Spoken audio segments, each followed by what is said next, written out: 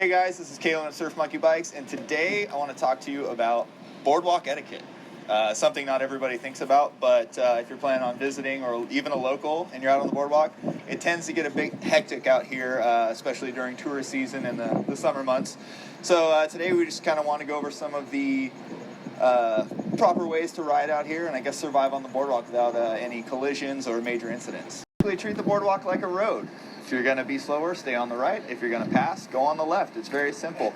Another thing to think about is your kids. To be honest, the boardwalk is not a playground. It's not a babysitter. Try to keep an eye on your kids. There seems to be a lot of small kids, toddlers, that just kind of run freely. Try to keep them, controlled to the right if you can. It's going to prevent a bike or a skateboarder from running into them. It's definitely always a good idea to keep the kids safe, right? Dogs. There are actually signs every 2 blocks. No dogs on the boardwalks during busy hours. It'll tell you what hours during what months, whether those be peak months or off months, and just try to keep your dogs off during the busy time. They tend to wander off. The leash becomes a giant tripwire.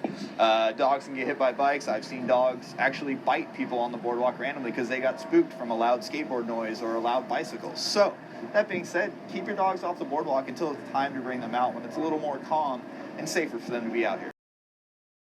Another thing is what we call people walls. When there's 4 or 5 of you in a group, please don't walk 4 or 5 wide shoulder to shoulder. You're taking up the entire boardwalk and you're essentially forcing traffic that's trying to pass behind you to move over into oncoming traffic, which can be unsafe and quite annoying, to be frank.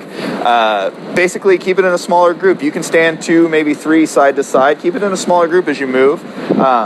It just becomes quite a bit of a nuisance when there's a literal wall of people blocking the road and just making it really hard for everyone to get around. You're forcing them way off to the left side typically, and that just, is quite a nuisance, to be honest. Another thing too is people tend to just stay in the middle of the road when they're heading one direction or the other, and that really confuses other people.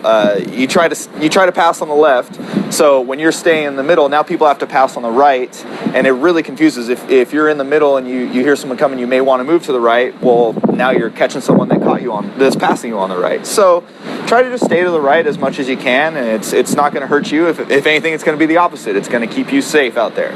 So just another thing to think about. Try to stay out of the middle, especially.